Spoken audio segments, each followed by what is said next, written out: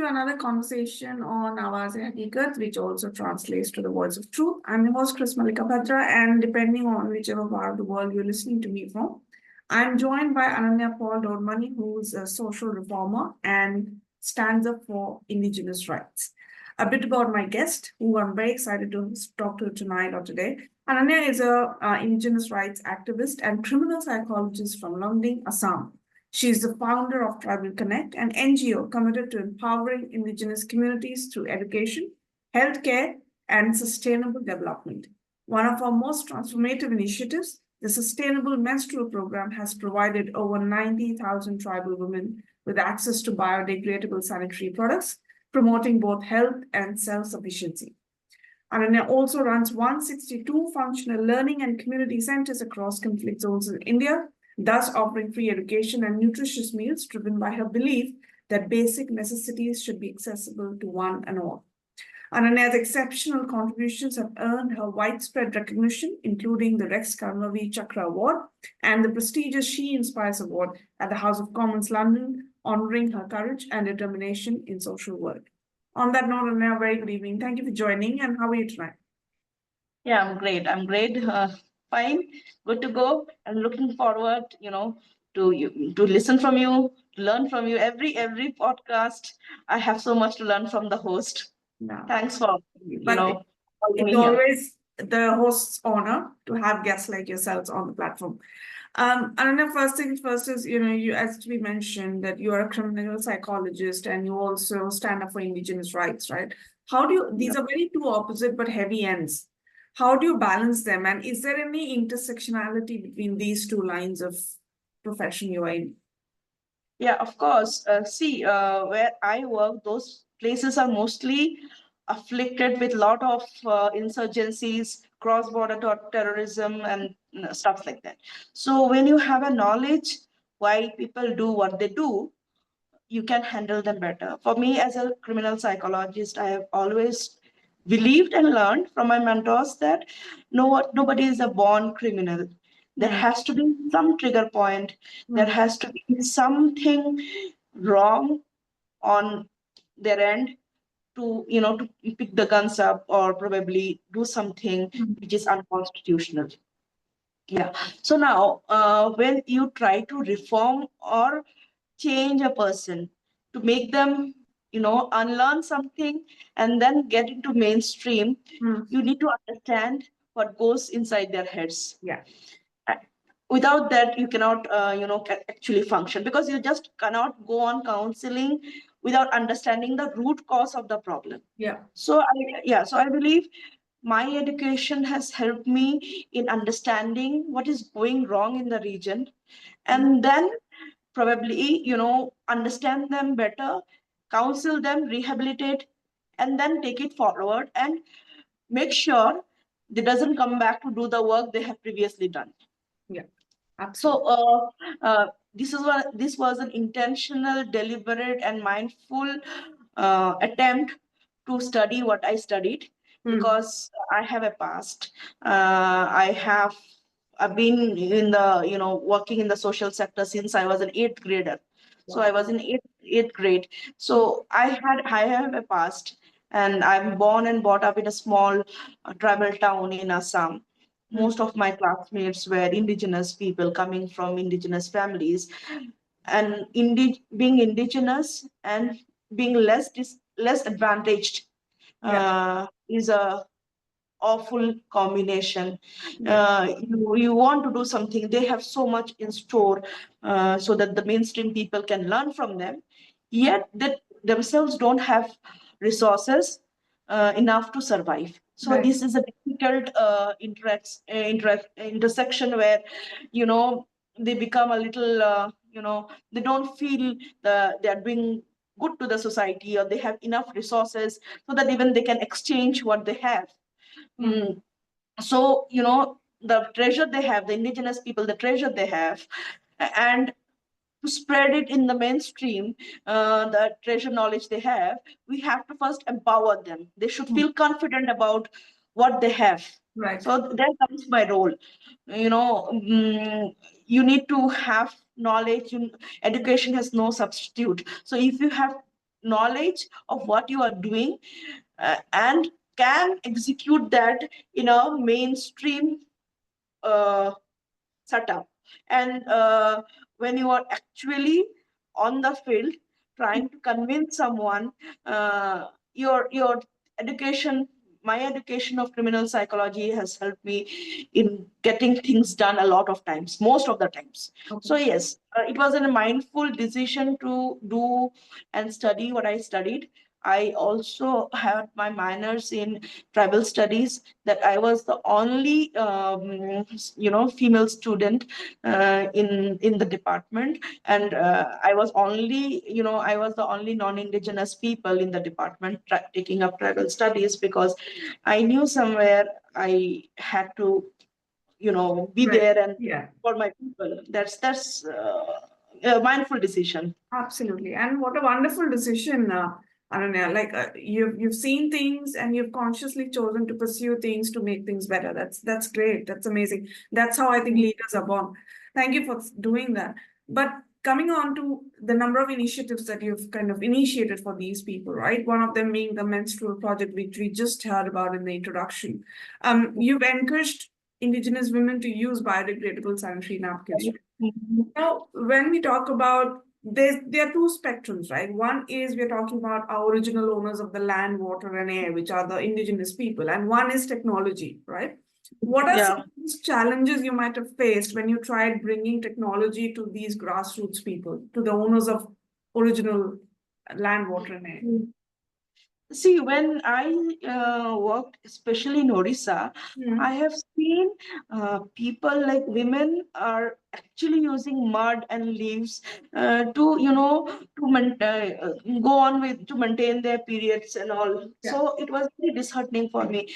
I actually couldn't understand how to actually do it. Right. Because see, when you go in an urban setup and do a workshop, it is much easier to make them understand, okay, use something which is sustainable to the world, which is not a load to the landfills. It is much easier in the urban setup to explain people or explain women to probably shift from the conventional pads to cups, or probably a cotton pad which you can prepare at home. But my challenge was in the forest, in the places where the literacy rate was low. But this was, but to my surprise, no, every time I reached out to people, women especially, they were so keen on coming to the workshops, and it is very surprising. I have seen even husbands, fathers also coming for the workshop. Okay. So, see, when we say they are the actual guardians of our planet, or the first guardians of our planet, what I mean is they do have a knowledge and understanding of a lot of things, but it is it is not being tapped well.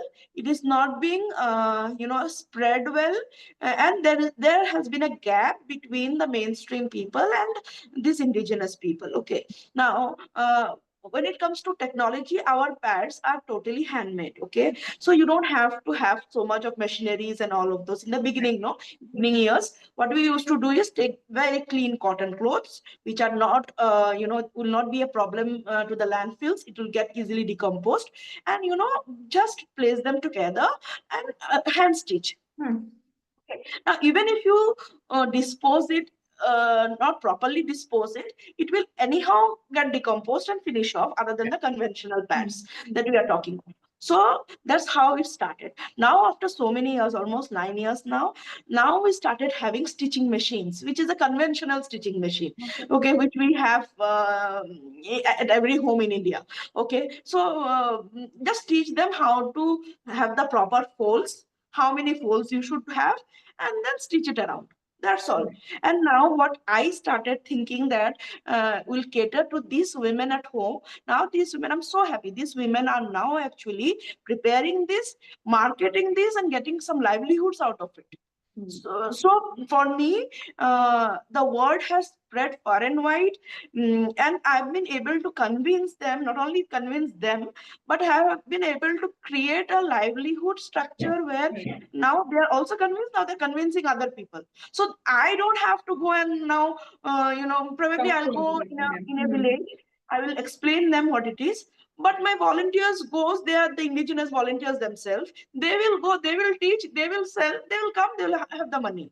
Amazing. So, for me, to take this, it did take some time, but it has been a phenomenal change at the grassroots because when you have money in your hands, when you have the financial power, you will not go and do things which are not supposed to be done. Right. So you are busy, you are creating livelihood, you are having good family life, you can bring food in the table for your family. So things will be fine. So it had been, I don't know, but I believe if your intentions are right, the universe will conspire and make things fall in place for you. You go to do one thing and maybe probably 5 things will come out of it.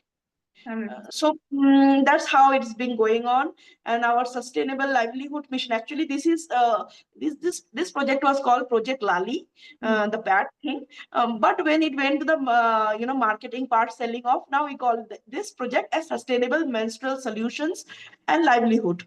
Amazing. So Project Lali was only meant for women to use that for themselves, and now they have reached everywhere. That's so I'm quite happy with the impact. You should be. What you're doing is great. What you're doing is great. You're not only providing sustainable solutions, but you're also making them empowered, which is amazing. Yeah. But I think this is an important segue into the next thing that I wanted to ask you, right? I don't know, because technology is very modern, right? We're talking about technology, the smartphone and all of these things. But on the other hand, indigenous people have the actual culture within them, the history and legacy that we often follow through. Now, as someone who's initiated such amazing initiatives for them, how do you bridge the gap when it comes to empowering indigenous communities and bringing technology into that community? Yeah, this question is very, very tricky, and I'll explain you. You know what? The places, most of my community centers are there, don't have mobile network. Okay, don't have mobile network, and because these are in the forest, most of the places doesn't even have electricity.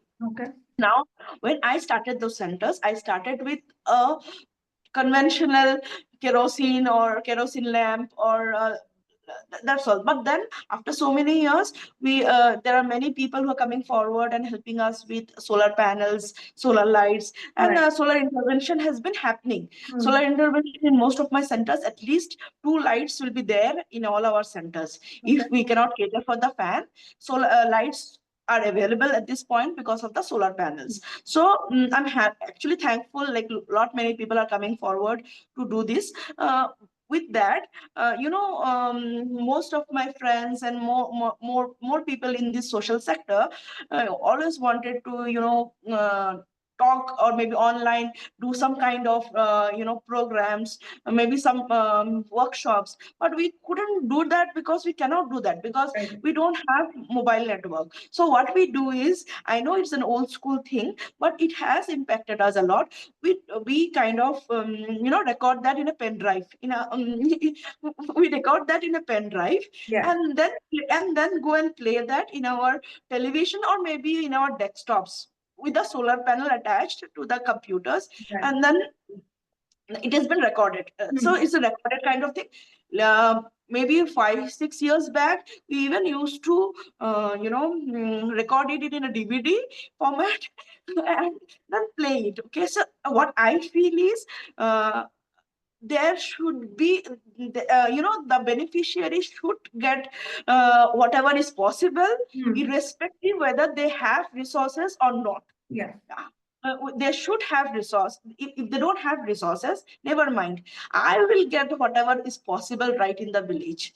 Because if you give up and think we don't have a mobile network, we don't have electricity, we don't have power, in the monsoons the bridges wash off, and we are not being able to bring the kids to the center or otherwise, mm, giving up is not the solution. Because if there is one problem, I believe in my 25 years of career, I have always seen, if there is one problem, there are 5 solutions. We just need to identify the solution, and it works that way.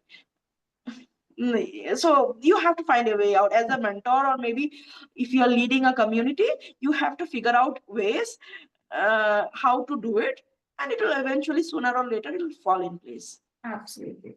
Amazing. Thank you, Anya. On that note, where you're saying that of being an effective leader, right, and finding solutions. I was going through your profile and your page, and I figured out that you've also started another initiative, which is the Saksham Foundation, right? Could you please tell us a bit more about your focus behind starting that initiative? Actually, Saksham Foundation has been headed by my husband.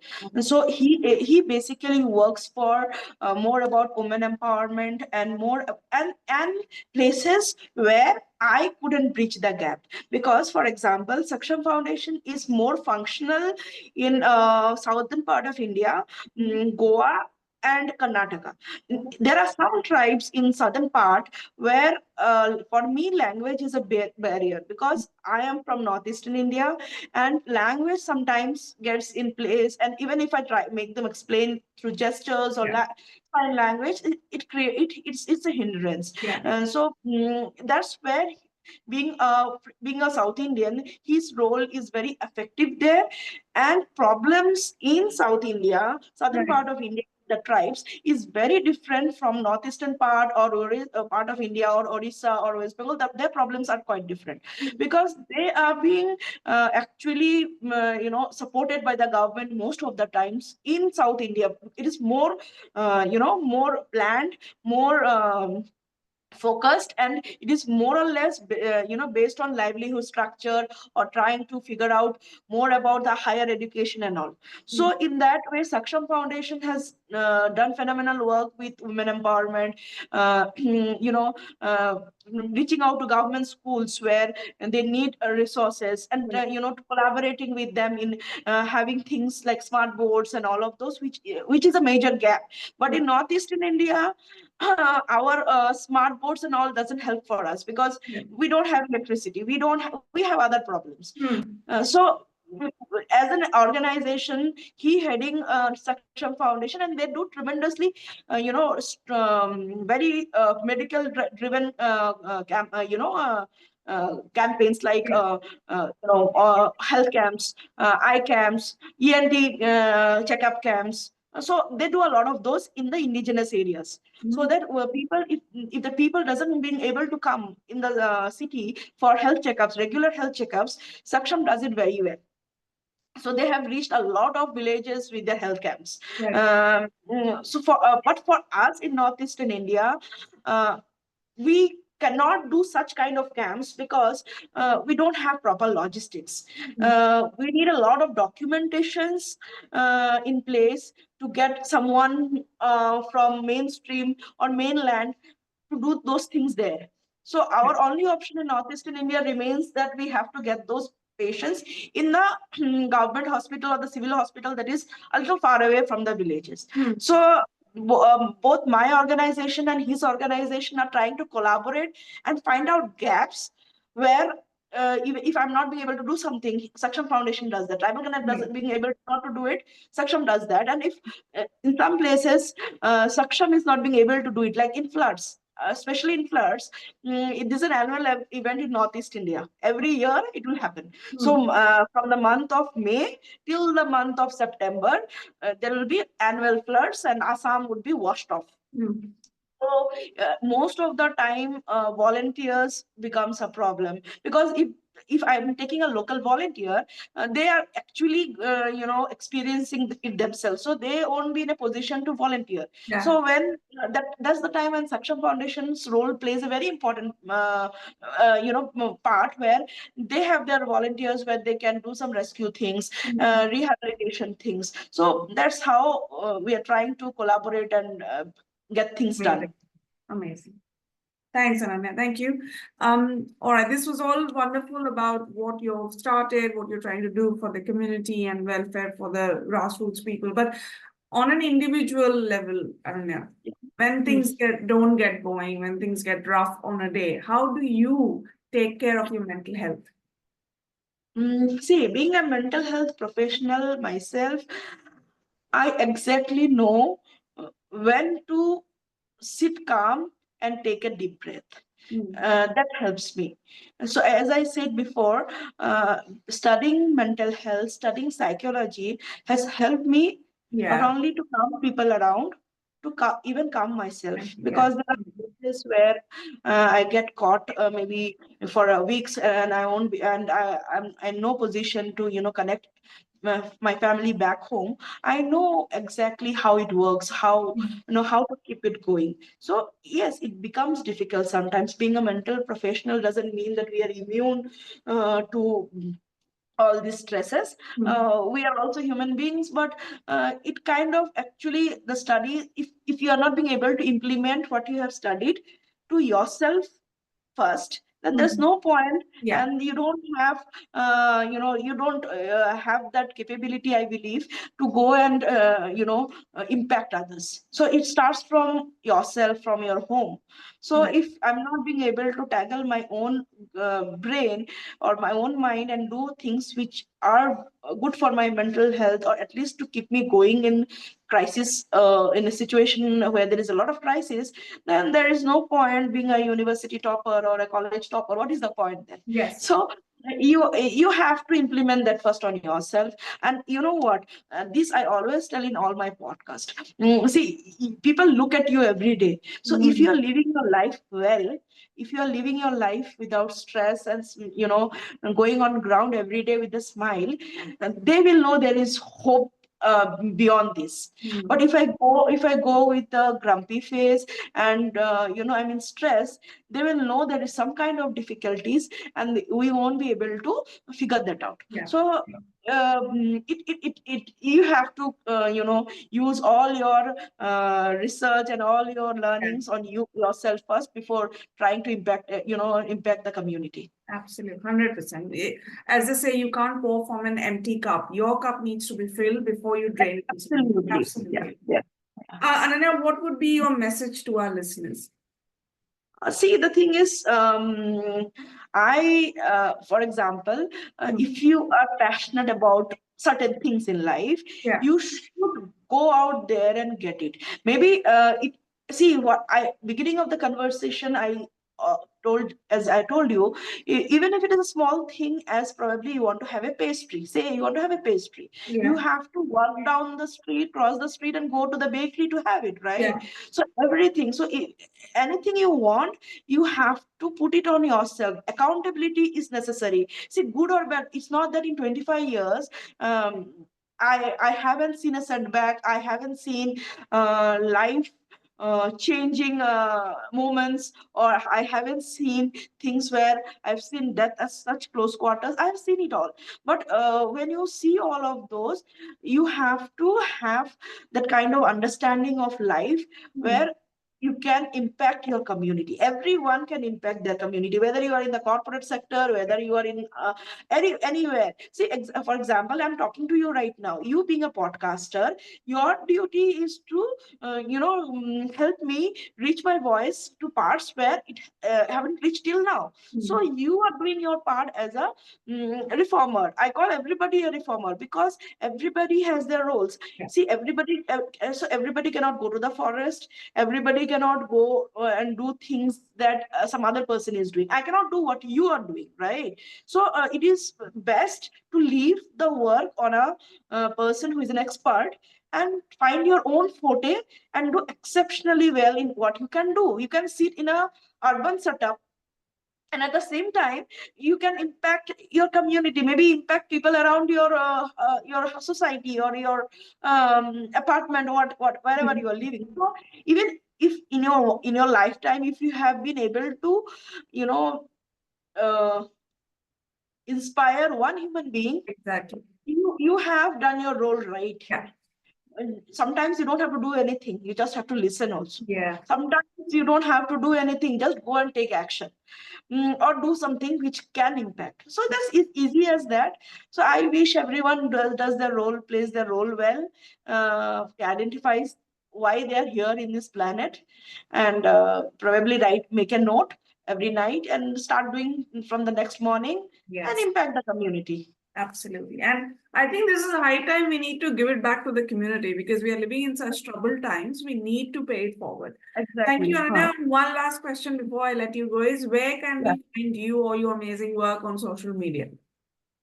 You can search me like in Google. I'm Ananya Paul Dodmani, or you can I'm in Facebook, I'm in Instagram. You can just search me through my name, and that's all. I'm in Instagram, I'm in LinkedIn, wherever. I'm almost all over the internet.